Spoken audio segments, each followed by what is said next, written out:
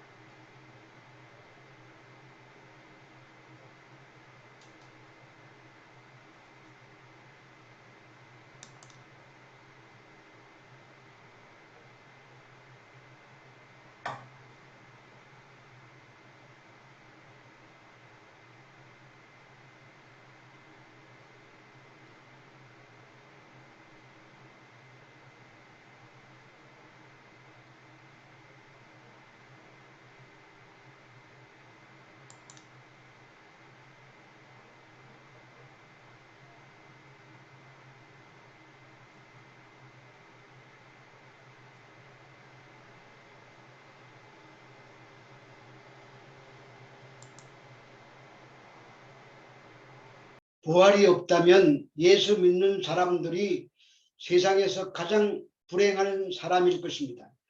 그러나 그보다 더 중요한 것은 하나님이 만유의 주가 되신다는 것입니다. 그 사실을 믿는 자만 아는 비밀입니다. 그러나 주님의 재림과 함께 모든 자가 다 부활하게 될 때에는 믿지 아니하는 자들도 예수님이 되심을 인정하고 무릎을 예수님 앞에 꿇을 수밖에 없게 될 것입니다. 하지만 그때는 이미 때가 늦었습니다. 혼인잔치집의 문이 닫혀버린 때이기 때문입니다. 그래서 그들은 바깥 어두운 데서 슬피 울며 이를 갈게 될 것이라고 합니다. 지옥으로 떨어진다는 말입니다. 그러므로 이 세상에서 목숨이 유지되고 있을 동안 예수님을 주와 그리스도로 믿는 것보다 더 큰 복은 없습니다. 이것이 하나님의 일이며 이것이 하나님의 영광이 되는 일입니다. 그런데 고린도 교회에 이러한 부활이 없다고 하는 자들이 있었던 것 같습니다. 그래서 이제 다시 바울이 부활에 대해서 증거하고 있습니다. 고린도전서 15장 29절 말씀입니다. 만일 죽은 자들이 도무지 살아나지 못하면 죽은 자들을 위하여 세례받는 자들이 무엇을 하겠느냐? 어찌하여 그들을 위하여 세례를 받느냐? 죽은 자들을 위해서 세례받는 자들이 무엇을 위하여 세례를 받느냐고 합니다. 이 말씀은 아직도 해석이 분분한 내용입니다. 죽은 자를 위하여 세례받는다는 이 말씀이 성경의 다른 곳에는 한 곳도 나오지 않습니다. 그래서 이 말씀이 많은 논란을 불러일으켜 문제가 많은 것은 사실이지만 분명한 것은 부활이 없다면 세례나 그러한 의식적인 행위가 아무 소용없다는 말이 되는 것입니다. 우리가 다시 살아서 영생을 얻는다는 것보다 더 중요한 것은 예수 그리스도께서 영광을 얻는 것입니다. 우리의 마음을 기분 좋게 하려고 죽은 자를 위하여 세례도 받고 기도도 하고 헌금도 하고 공적도 쌓으면 연옥에 있는 자들이 천국으로 쑥쑥 올라간다는 이런 유혹에 넘어가지 말라는 말입니다. 그런 교리의 근거를 가지고 교인들을 미혹한 것이 중세 교회에서 있었던 일이며 지금도 그러고 있습니다. 그러므로 성경이 말씀하고 있는 것은 우리의 영광을 위한 것이 아니라 예수 그리스도의 영광을 위한 것임을 알고 성경을 읽어야 한다는 말입니다. 그리고 그 말씀의 내용이 하나님께 영광을 어떻게 그려내고 있는지를 생각하며 이해해야 하는 것입니다. 나를 좋게 하고 행복하게 하라고 말씀이 주어진 것이 아닙니다. 피조물인 우리는 창조주의 입장에서 이해해야 합니다. 골로새서 1장 16절에서 18절 말씀입니다. 만물이 그에게서 창조되되 하늘과 땅에서 보이는 것들과 보이지 않는 것들과 혹은 왕권들이나 주권들이나 통치자들이나 권세들이나 만물이 다 그로 말미암고 그를 위하여 창조되었고 또한 그가 만물보다 먼저 계시고 만물이 그 안에 함께 섰느니라. 그는 몸인 교회의 머리시라. 그가 근본이고 죽은 자들 가운데서 전전하신 이시니 이는 친히 만물의 으뜸이 되려 하심이요. 예수님을 위하여 만물이 창조되었다고 합니다. 그래서 그 예수님이 죽은 자 가운데서 먼저 나신 자니 즉 부활의 첫 열매가 되시면 친히 만물의 으뜸이 되시기 위함이라는 말입니다. 그 사실을 지금은 그의 몸된 교회만 아는 것입니다. 우리가 이 말씀을 정말 믿는다면 이 세상에서 가난해도 상관없어야 합니다. 이 세상에서 죽어도 상관이 없어야 합니다. 만물의 주가 되시는 분이 우리의 머리가 되심으로 우리가 부족할 것이 없기 때문입니다. 몸이란 머리에 종속되는 것입니다. 머리가 나쁘면 몸도 고생을 합니다. 머리가 좋으면 몸도 덜 고생합니다. 머리가 영광스러우면 몸도 영광스럽게 됩니다. 그러나 머리가 없다면 사람이 아닙니다. 그러므로 예수 믿는다는 것은 예수님이 우리의 몸의 머리가 되시고 그 머리가 으뜸이 되는 것입니다. 즉 예수가 만유의 주가 된다는 말입니다. 고린도전서 15장 30절에서 31절 말씀입니다. 또 어찌하여 우리가 언제나 위험을 무릅쓰리요. 형제들아 내가 그리스도 예수 우리 주 안에서 가진 바 너희에게 대한 나의 자랑을 두고 단언하노니 나는 날마다 죽노라. 부활의 주님, 우리의 머리가 되신 주님이 계시기에 때마다 위험을 무릅쓰도 상관이 없다는 말입니다. 그러므로 그리스도 예수 우리 주 안에서 가진 바 너희에게 대한 나의 자랑을 두고 단언하노니 나는 날마다 죽노라고 말합니다. 날마다 죽을 수 있는 것은 죽어도 상관이 없는 세계가 있는 것을 알기 때문에 그렇습니다. 사람들이 왜 사냐고 물어보면 살기 위해 산다고 말합니다. 우리가 태어나서 산다고 생각하니 자기를 살리는 방향이 가장 진리인 양 여기고 삽니다. 그래서 사람들이 하지 않아야 할 일을 하였을 때 궁색한 변명이 다 먹고 살자고 하는 일이라고 말합니다. 따라서 생존권이 가장 중요한 권리가 되는 것입니다. 이런 세상에서 죽는다는 말, 끝이라는 말은 금기시되고 터부시 되는 것입니다. 전도서 7장 1절에서 4절 말씀입니다. 좋은 이름이 좋은 기름보다 낫고 죽는 날이 출생하는 날보다 나으며 조상집에 가는 것이 잔치집에 가는 것보다 나으니 모든 사람의 끝이 이와 같이 됨이라. 산자는 이것을 그의 마음에 둘지어다. 슬픔이 우선보다 나음은 얼굴에 근심하는 것이 마음에 유익하기 때문이라. 지혜자의 마음은 조상집에 있으되 우매한 자의 마음은 혼인집에 있느니라. 죽는 날이 출생하는 날보다 낫다고 말합니다. 그런데 생일 축하는 하는데 죽음 축하를 하는 일은 없습니다. 그것은 모든 사람이 어리석어서 그렇습니다. 지혜자의 마음은 조상집에 가 있습니다. 그것이 지혜로운 것은 모든 사람의 결국이 죽음임을 깨닫는 장소이기에 지혜로운 것입니다. 그러므로 인생을 제대로 평가하려면 죽음에서 인생을 보아야 하는 것입니다. 바울 사도는 날마다 죽는 것을 자랑한다고 말합니다. 그것은 부활의 세계가 있기 때문에 그렇습니다. 만약에 부활이 없다면 내일 죽을 터이니 먹고 마시고 즐기자고 할 것입니다. 그렇게 어리석은 자가 되지 말라고 말합니다. 무엇을 위하여 죽을 것인가를 아는 사람이 참으로 산 자인 것입니다. 나는 날마다 죽는다는 말씀이 세상이 말하고 죽고 사는 자는 살 것이요 살고자 하는 죽을 것이라고 하는 말과는 전혀 다른 이야기입니다. 불멸의 이순신이라는 드라마에서 필사즉생 필생즉사라는 글이 나옵니다. 죽기를 각오하여 싸우다가 보면은 살게 된다는 말입니다. 그 말은 결국 사는 것이 목표입니다.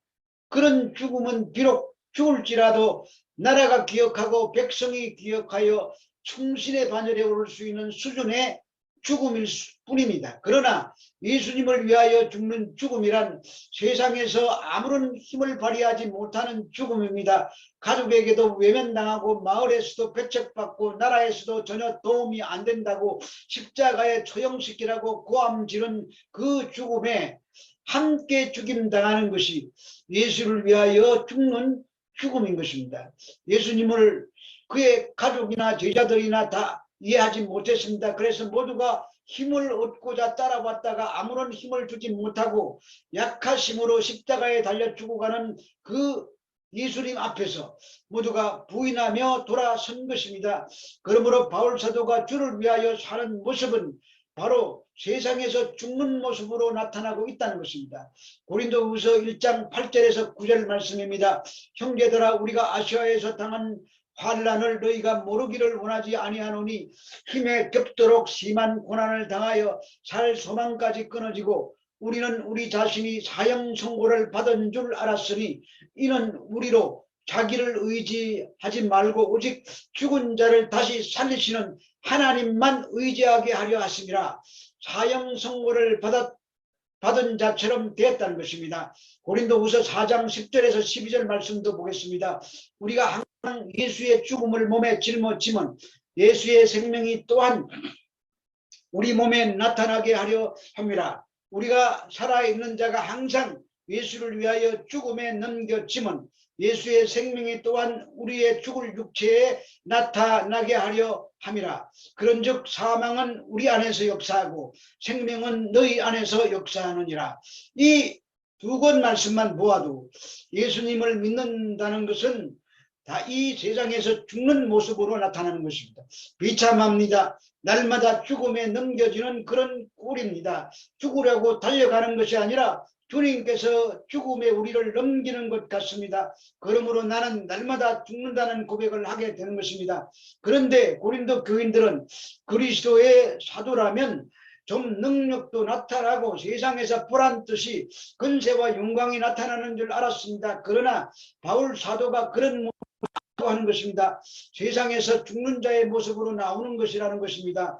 그것이 십자가의 증인이기 때문입니다. 따라서 우리는 십자가의 예수님의 모습에서 자기를 발견해야 하는 것입니다.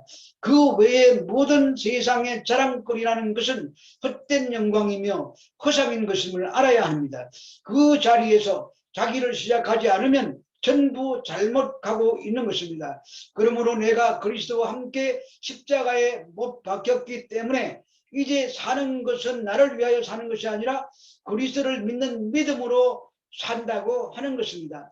나를 위하여 살지 않는다는 것은 내 의지로 나를 위하여 살지 않으려고 노력한다고 해서 될 일이 아닙니다.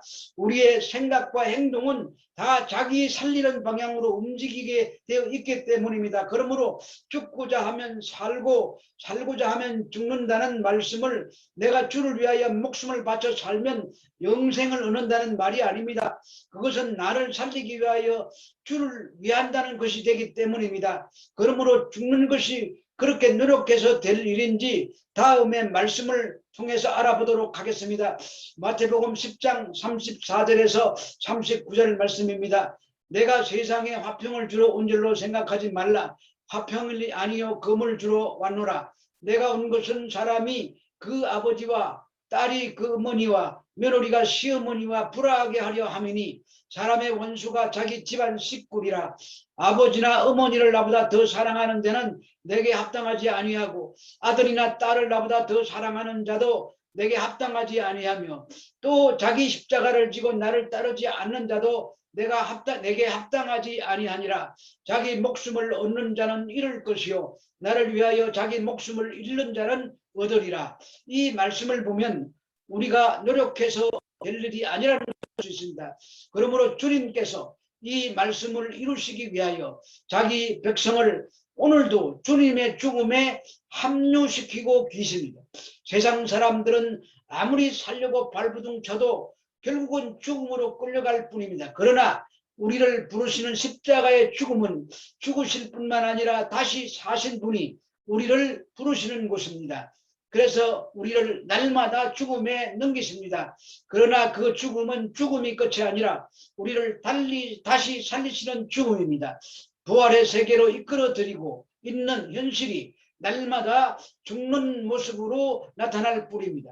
그 죽음에 넘기는 일을 너무 큰 일로 생각하지 말아야 합니다. 아주 사소하고 작은 일로도 죽는 모습이 나타나게 되어 있습니다. 전에는 죄인 줄도 몰랐는데 갈수록 자신이 죄인임을 깨닫게 됩니다. 그래서 예수님의 십자가가 다른 사람의 죄 때문이 아니라 나의 죄 때문에 대신 죽은 것을 믿게 하십니다. 우리의 모든 생활에서 날마다 자기 의와 자기의 정당성을 가지고 분노하는 우리를 날마다 십자가에 넘기실 것입니다. 그때 감사하며 자신이 날마다 죽는 모습을 발견하고 기뻐해야 할 것입니다.